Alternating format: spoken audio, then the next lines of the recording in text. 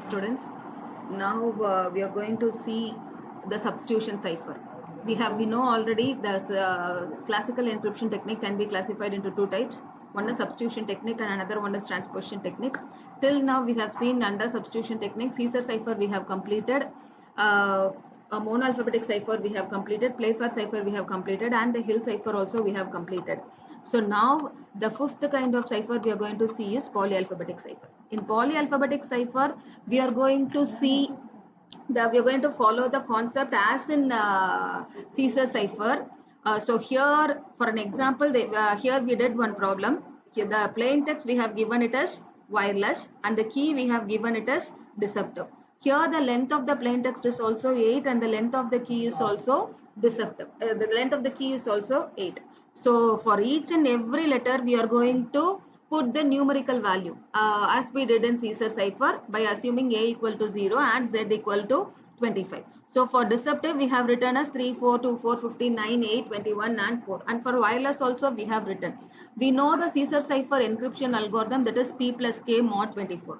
So here for the first letter, that is W and D, 22 and 3, we are going to add it and we are going to apply mod 26 here. So 25 mod 26 is 25, and the corresponding alphabetical letter is Z. So now second letter of key and the second letter of plain text is E and I, and their corresponding values are 4 and 8. So 12 mod 26 is 12, and the corresponding letter is M. So like that we are going to do for all the text in for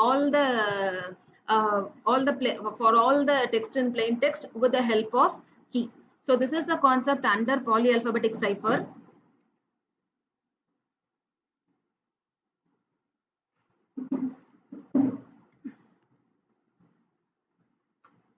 So next we are going to move for the next substitution cipher technique, that is Wigner cipher. So in Wigner cipher,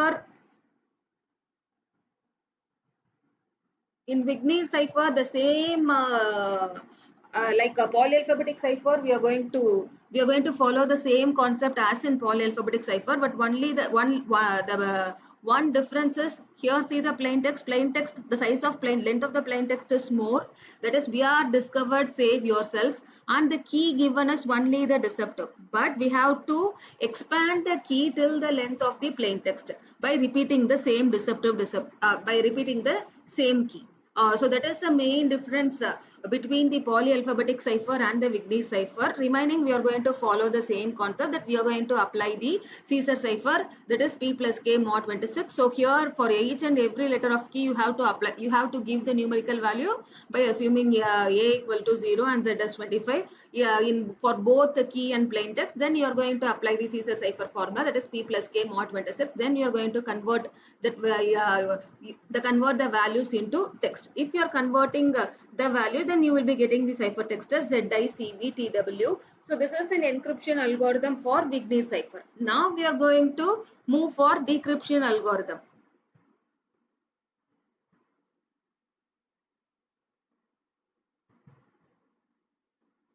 1 minute.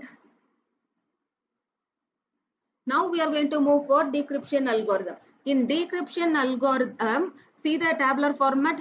So here the plain text, the row, we are going to consider the row as plain text, and we are going to consider the key as column as key, and we are going to write the row name as A to Z, and the column name is also A to Z. So in the first row we are going to write A from A. We are going to start from A and end with Z, and in second row we are going to start from B and end with A, and third row we are going to start from C and end with B. Like that, all 26 cross 26 matrix we are going to fill the value. So with the help of this table, we are going to do the decryption for Wigner cipher.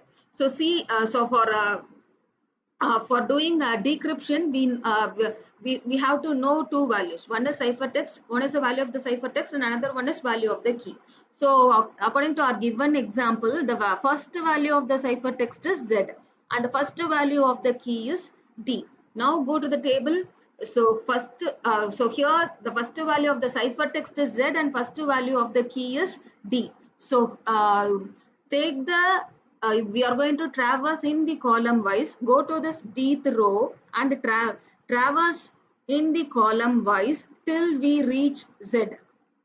So here we got Z. After reaching Z, move towards traverse in the row and see the corresponding row value. So here we got the row value as W. So for D, for the key D and for the ciphertext Z, the corresponding plain text is going to be W. And see the second one, second value of key is E and the second value of ciphertext is I. So now here how we are going to traverse it? Second value of key is E. So so we are going to search the row, look the row wise and search for E. From here, traverse it in the column wise till we reach I. So here we reached I. So now we have to traverse in the row wise and we are going to check that row, that corresponding row name.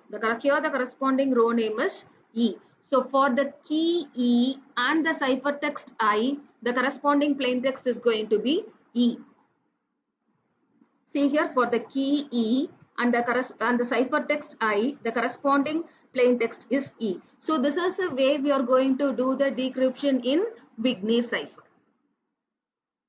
So in Vernam cipher, so now till now we have completed Caesar cipher, Playfair cipher, monoalphabetic cipher, Hill cipher, polyalphabetic cipher, Vernam cipher, and Wigner cipher. Now we are going to see Vernam cipher. Vernam cipher is nothing but here each and every letter we are going to represent in binary. So first we are going to for each and every letter we are going to take the ASCII value of every letter and we are going to represent in binary of 8 bits and we are going to do the XOR of plain text and key. So here that is an encryption algorithm we are going to follow here. So here some letters, so for some letters we have returned the ASCII value here and that values we have converted into the binary and a key as bit stream and even key value also we are going to write it in binary. For converting the plain text stream and key stream, what we are going to do is we are going to do just the XOR of plain text with the XOR of key. That will gives you the ciphertext. This is a formula we are going to follow in the Vernam cipher. So now we have completed the whole substitution technique. So after substitution technique, we are going for transposition technique. I said in classical encryption technique, in classical encryption techniques, two kinds will be there. One is substitution technique and another one is transposition technique. Till now we have seen the substitution technique, and now we are going for transposition technique. Transposition technique is nothing but just we are going to rearrange the position of the plain text. We are not going to substitute any value here. Instead of A, we are not going to substitute Z. Just we are going to rearrange the value in the transposition technique. In transposition technique, we are going to totally there are three classifications will be there. One is rail fencing method. Second one is first one is rail fencing method. Second one is column transposition. Third one is double column transposition. So now look for rail fencing method. So here we have given here the plain text given is we are discovered fleet once.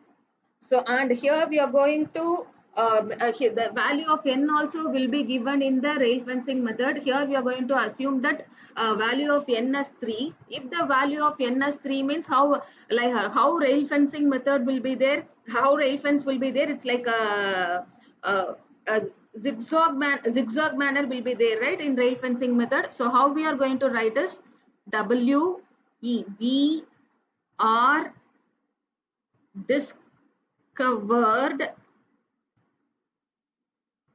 fleet once.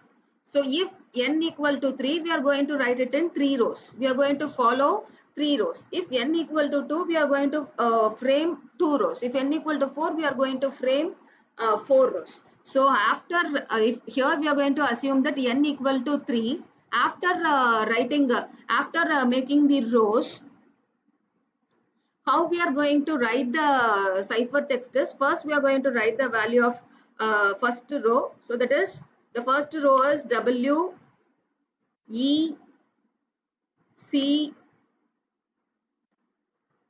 R L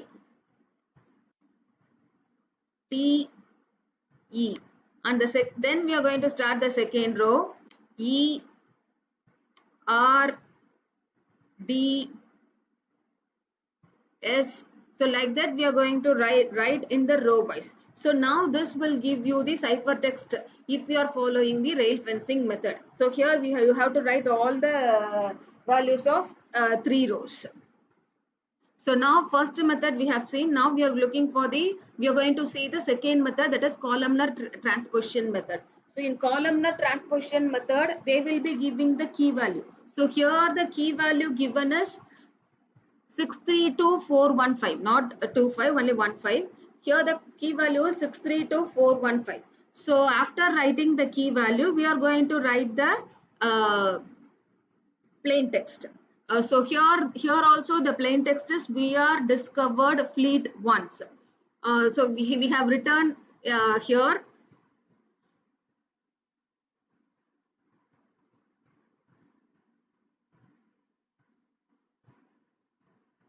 So here key will be given. The key, we are going to assume the key is 632415. Now we are going to write the plain text. We are discovered fleet once.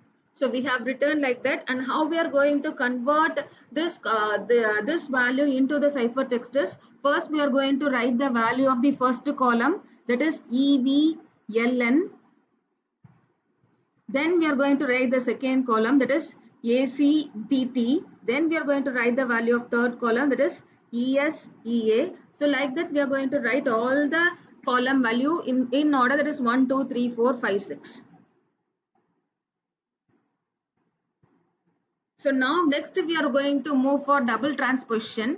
So in double transposition, what we are going to do is, so here we already did the single columnar transposition and we got the result as EVLNA CDTES. So now we are going to move for the double transposition. In double transposition, what we are going to do is, in double transposition, different key values is given. So here the key value given are 564231. And here what we are going to do is, here we are going to take the output of the first column transposition. The output of first column transposition is EVLNA. So here this we are going to consider it as an input for the second double columnar transposition.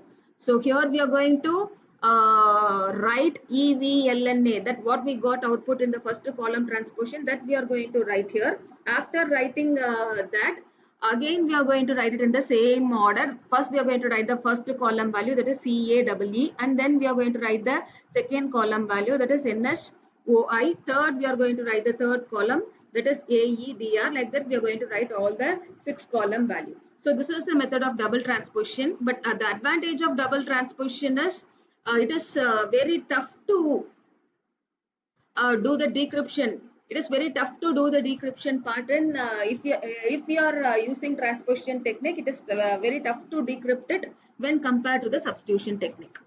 Okay, till that we are having you have to study for cycle test 1, and all these numerical problems will be asked in cycle test 1. So please look this video. Thank you. So please look at this video. Thank you, students.